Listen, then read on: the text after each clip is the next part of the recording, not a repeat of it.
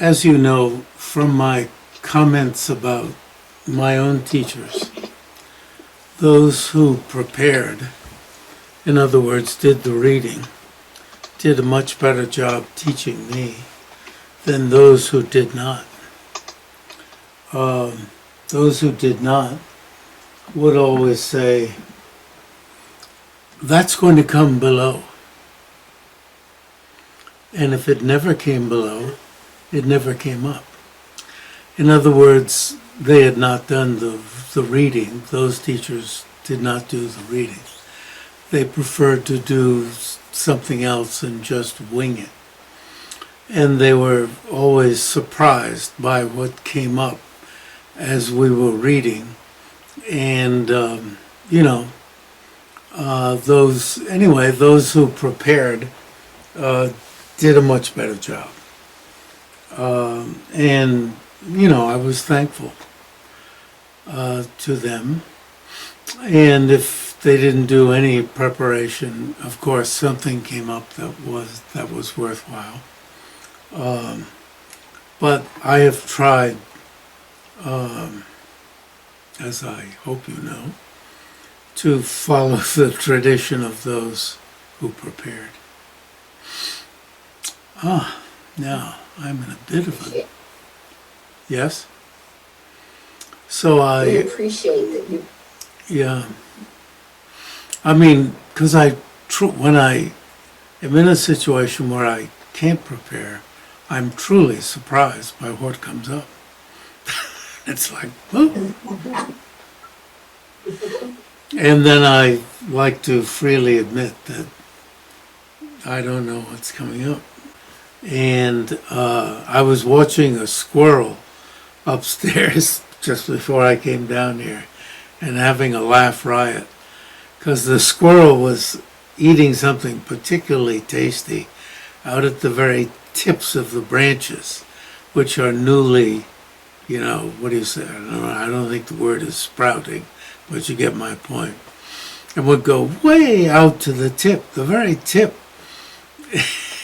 and to get this very tasty thing.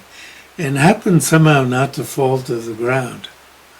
How the squirrel did it, I don't know. But a very nimble squirrel. And I was laughing and laughing.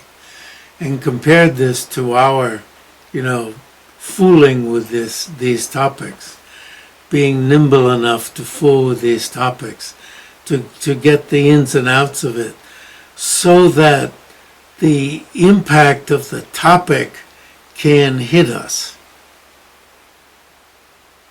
If you don't fool with it, game with it, the taste won't come. And the squirrel was getting the taste. So we have to be like squirrels.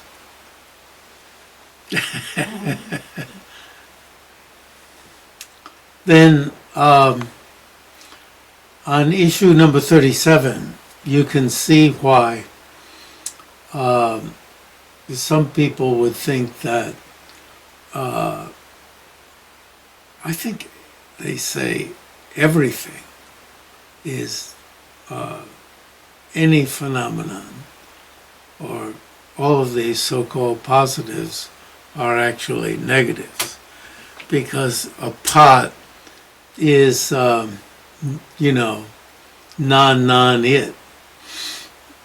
And it is. A pot is non-pot. That's a simple fact. But, and this has already been answered. We've already covered this. To realize pot, you don't have to explicitly eliminate non-pot, even by thought. The first four are affirming negatives, and the last is a non-affirming negative. Ngag-wang-tra-shi gives examples for each and backs up the choice of example in the context of debate one by one.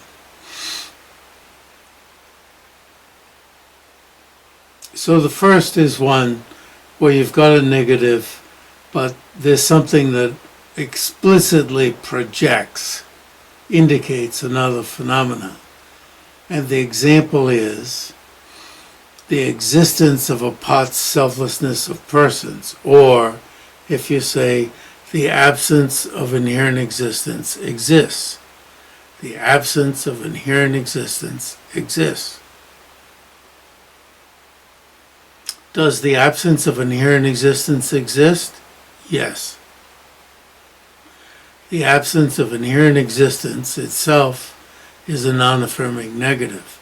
Does it exist? Yes.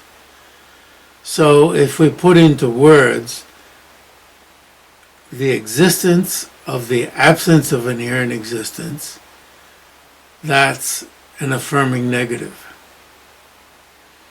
Because we mention its existence, along with the absence of inherent existence. So some people think Gelugpas meditate on the existence of the absence of inherent existence. So that would be an affirming negative.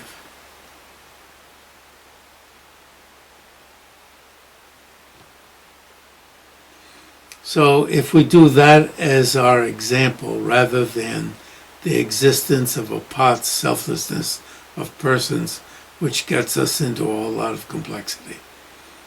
Like, why would you be talking about a pot's selflessness of persons? Let's not get into that. So the existence of the absence of inherent existence, that verbalizing term explicitly projects another phenomenon. What other phenomenon? That existence, the existence of the absence of inherent existence. Just plain old existence. That means conventional existence, the conventional existence of the absence of inherent existence. Or the conventional existence, remember, a few times ago, we talked about Buddhapalitas mentioning the conventional existence of the absence of production from self. He made a big mistake when he said that.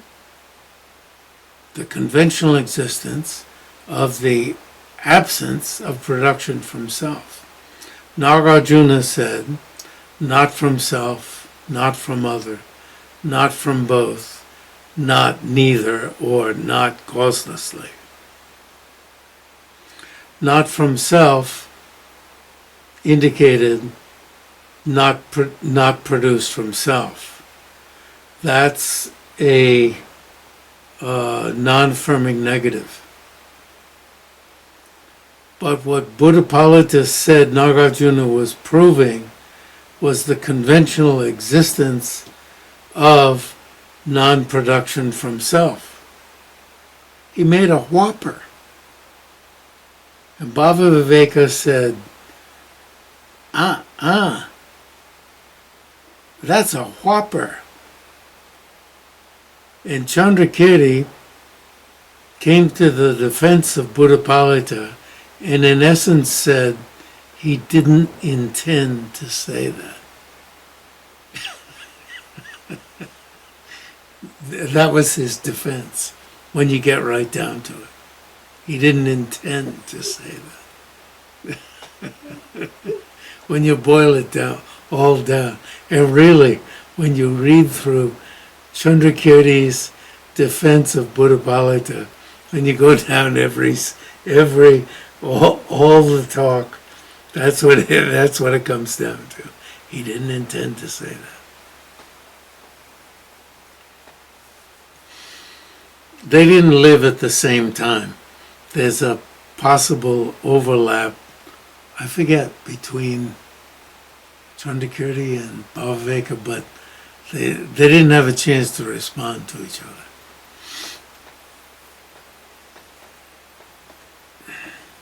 So there's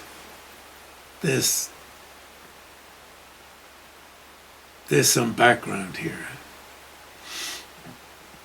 Okay. So you can follow the debate here by substituting that. This is where, at the very bottom of page 249, Pur-bu-jog and Ngag-wang-tra-shi, you may remember that, oh, wow, I'm forgetting some things.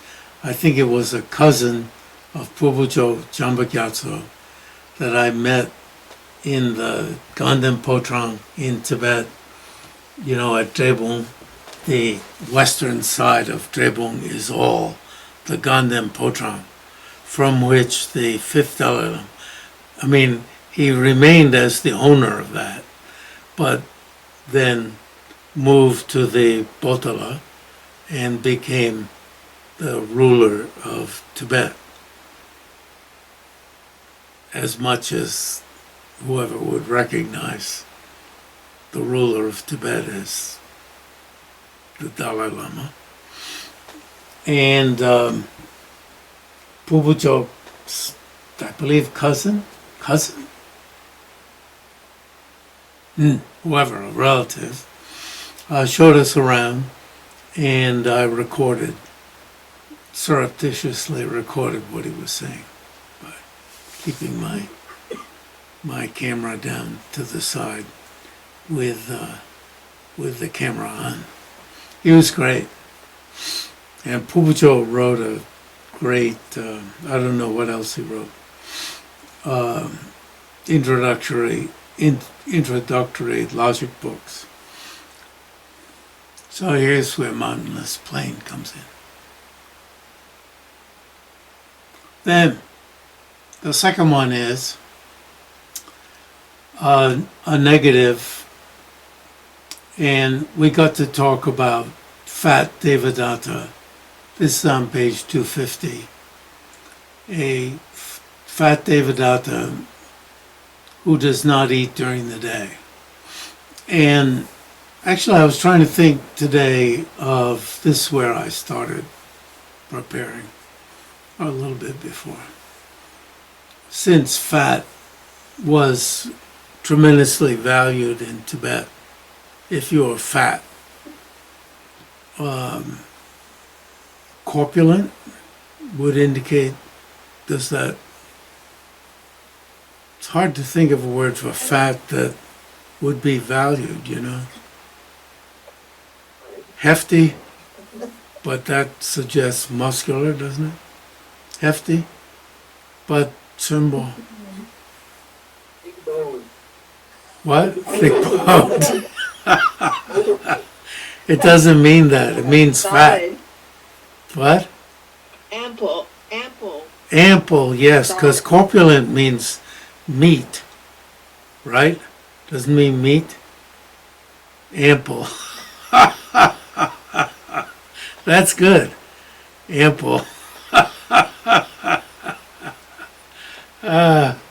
Symbol. I actually don't know the derivation of symbol.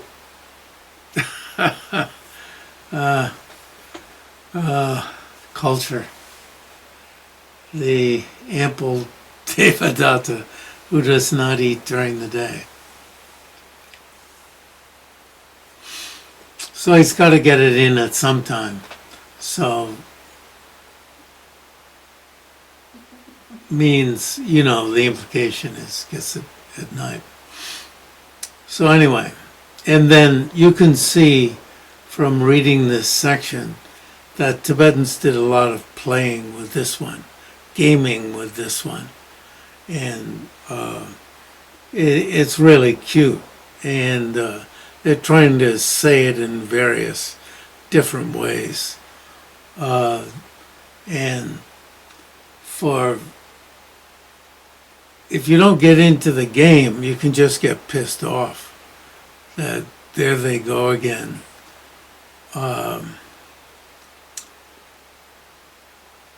As sophists. But really, what little I know about Greeks, Greek philosophers, is that a word? Philosophers. These sophists were actually very deep and really got into stuff. So,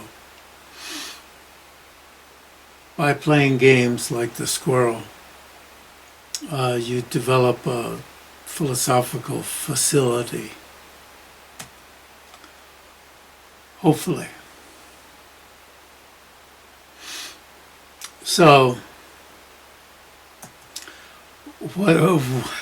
so I'm scanning down. If you can't follow something in here, ask me at some point.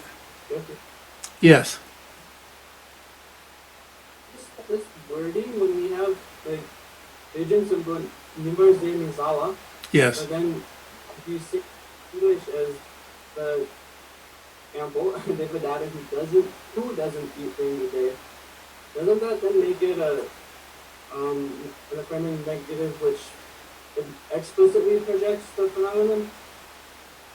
Because it's really just saying, literally it would be Devadatta does not eat during the day, right? It's not explicit because it doesn't tell you he eats at night. It's got context. But is it Devadatta being explicitly projected there? Oh, He's not replacing, like. right. That's a good point. Doesn't replace the object of negation. Not eating during the day is replaced by eating at night. Devadatta is not replaced by something else. How's that? And then one thing I find kind of cute is John Bell Champagne's, you know, I get to the point where I think, oh, now what's he going to do with money? His examples often come from money, lack of money. In this, on the bottom of 253, and then he's got a wallet in one other one. I don't know. The person lacking money, no money in the wallet. He seems to have money on his mind. So, you know, I like to look at things with humor. Was he feeling poor? He liked to teach with common examples. And I guess living as a refugee or whatever, he had that on his. We usually say, we Americans say money on the brain, money on his mind. If you're Tibetan, I guess. Okay. Then number 3. I'm moving ahead fast. Negative whose verbalizing term both explicitly and implicitly projects another phenomenon. Now, I'm not playing like the what did I say? The animal's not a rabbit, it's a squirrel. But please do play like the squirrel. Fat Devadatta who does not eat during the day and has a non-emaciated body. Now we could say the non-eating during the day and non-physically emaciated Fat Devadatta. Okay, so you can tune into that one and you'd say, my God, they're sophists.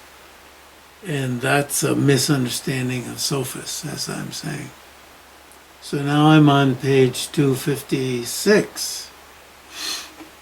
And we quite often use number 4, a negative whose verbalizing term contextually projects another phenomenon.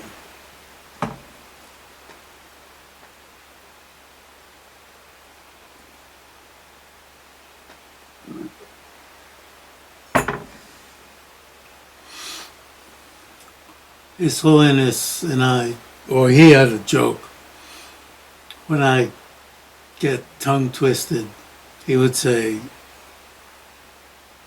to one of his people on his staff, give him water. It was a constant joke. And the person would give me a glass of water in the midst of the lecture. So I had a water bearer who constantly had water ready for me, and I would instantly revive. I must have what is it called? Inflammation. That instantly revived with water.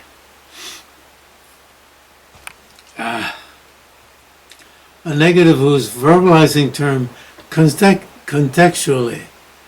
That person's either brilliant or a jerk. And she's not brilliant.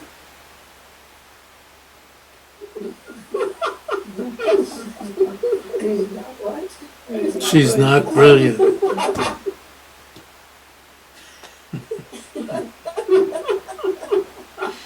So that person's either a pandita or a fool, and is not a pandita, or is not a fool.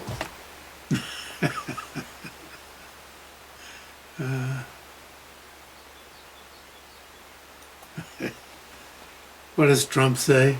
He's a steady genius. He's a genius. Steady genius. So that's context. The context has been set up. So Shakyamuni was either of the royal caste or the Brahmin caste, and was not a Brahmin. That's probably the context here, I guess. I don't know. And the fifth is a non-affirming negative. And then here there's tremendous punch. There's two types. We're on page 257, where there are two types. If you were giving a talk, sort of the typical Tibetan way is to say there are two types, and then immediately do you go, when you hear that, there are four types, there are six types.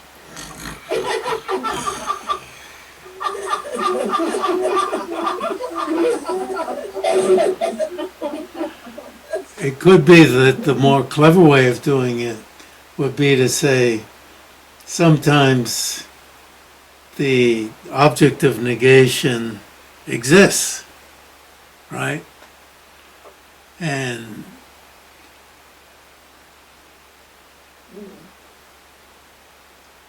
you know, there are no deer in this house.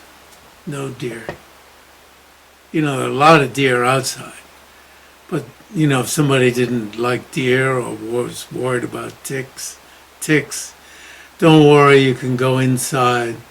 There are no deer inside, right? And so the person goes inside without worrying. There was some 8 or 9 deer. One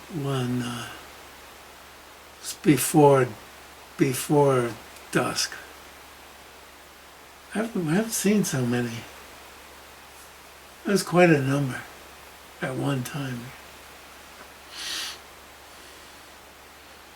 One day upstairs, I have an office upstairs, looked out, there's a whole, what's a group of turkeys called? Gaggle? There's another word, I think.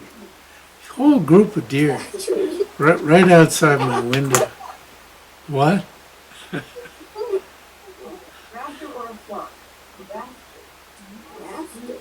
There's another word, a sangha. Group, Anyway, whole group. Pretty hard for deer, for turkeys to stay alive around here. People know I don't let guns on the property, but as one of the workers said, we know you don't let them on. You know, that's a way of, you know, implication of, we know you don't let them on, but up on the hill, we found that people even strap themselves in trees, chain themselves in trees.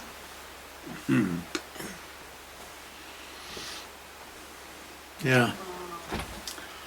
So there's a case where the object of negation exists, deer, but not in the house. And then there's another case where the object of negation doesn't exist. And as I was reading through this, I thought, that's really nice.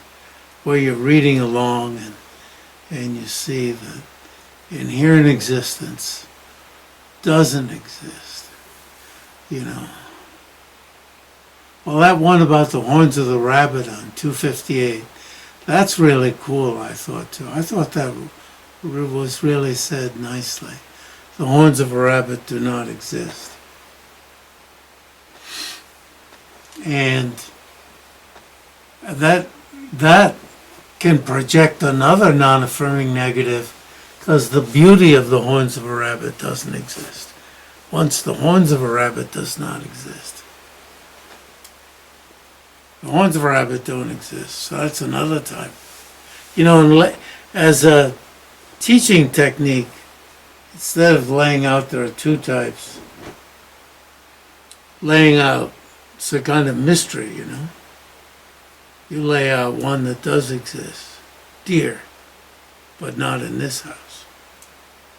Then you lay out the horns of a rabbit, and then you can draw a conclusion from the non-existence of the horns of a rabbit, the non-existence of the beauty of the horns of a rabbit.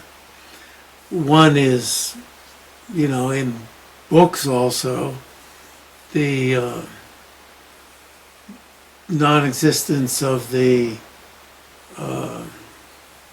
child of a barren, doesn't have to be a woman, but in the text it usually was, of a barren woman, but a barren male.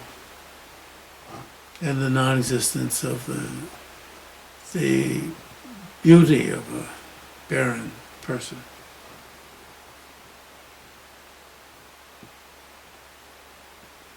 Of a barren person's child. Now, of course, you then can say, well, they could adopt the child.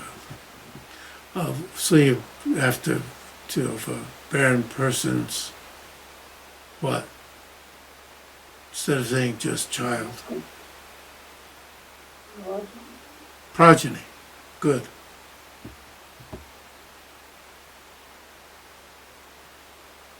I guess. There might be nowadays a way around that one.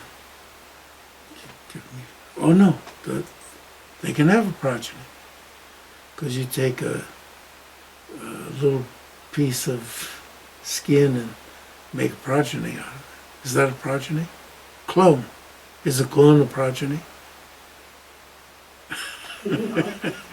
See the squirrel? Is a clone a progeny? And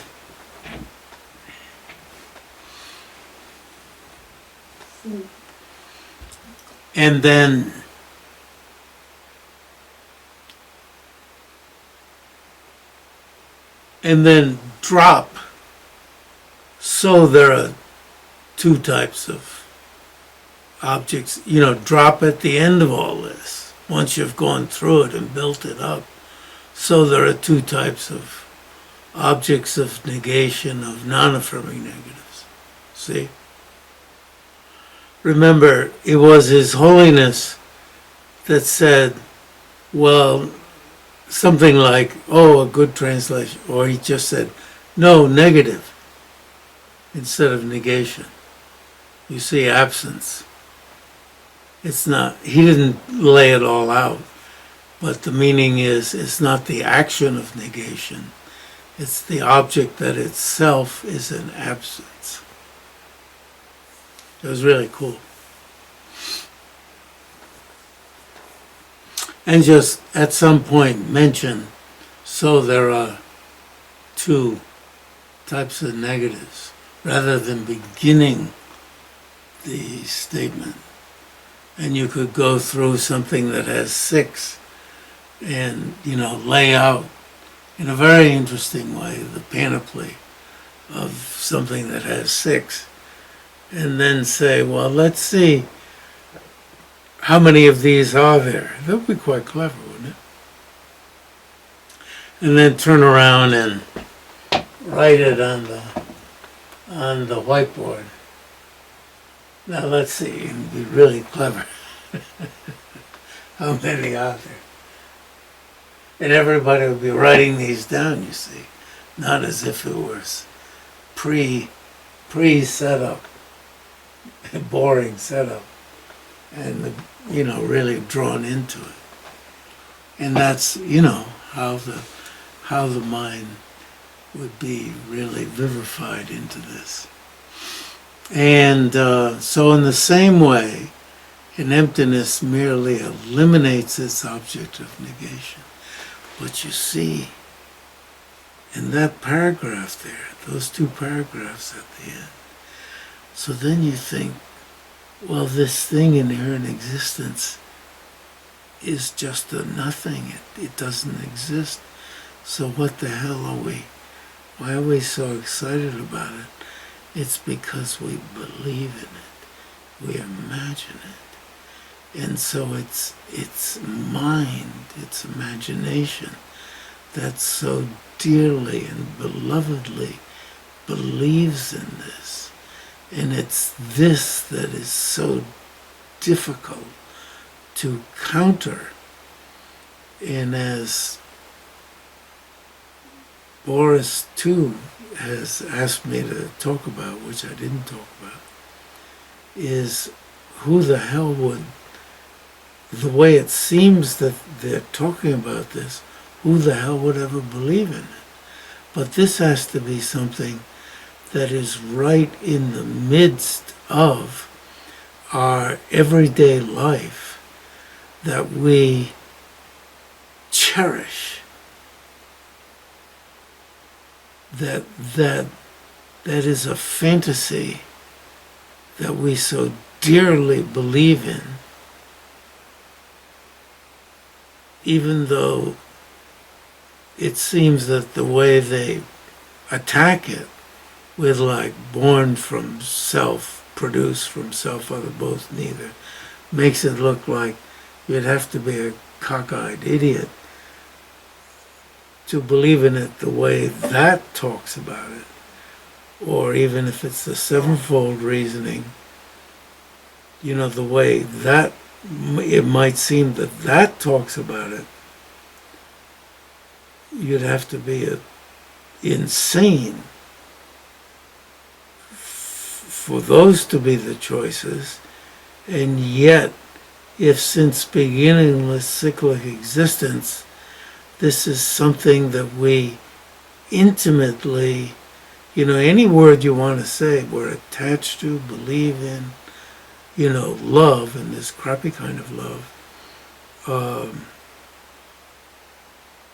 it's all on the subject side. So but it appears to be from the object side. As Buddha said, all made things, all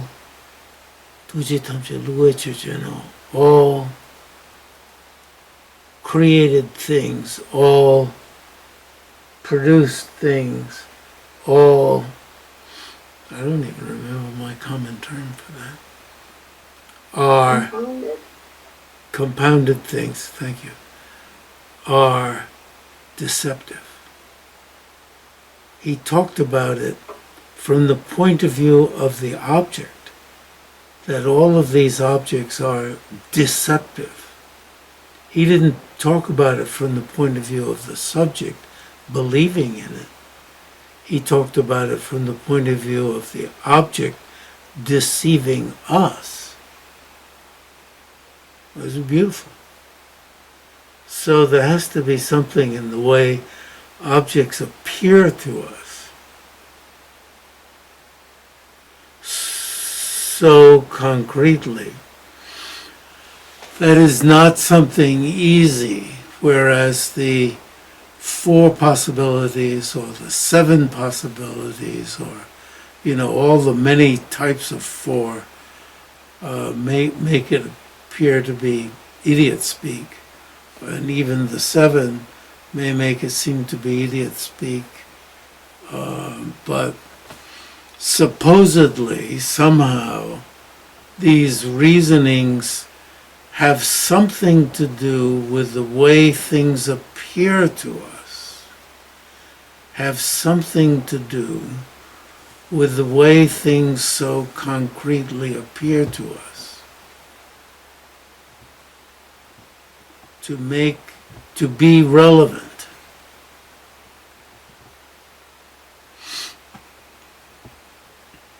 So as I was reading that, the next to last paragraph,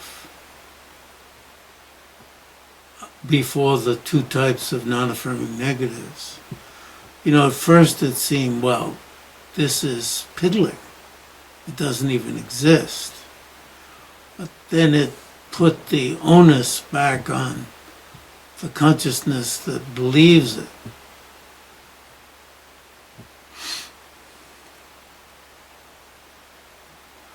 And then the last paragraph, understanding of emptiness acts to assist in understanding of conventional existence, which when I picked up this PDF this morning, I thought the title was off. The title is Mutual Reinforcement of Understanding Dependent Arising in Emptiness. And I thought, it's mistitled. It should be Mutual Reinforcement of Understanding Dependent Arising and Understanding Emptiness. Repeating understanding. I wondered if you see, these are 2 understandings, if that is conveyed by the title. If I had mistitled it. But anyway. Okay, we're getting very close to the heart of, what we're getting at, which are these 2 understandings and how they mutually reinforce each other. One of the hearts. Multiple hearts. How's that? Anyway, that's it for today.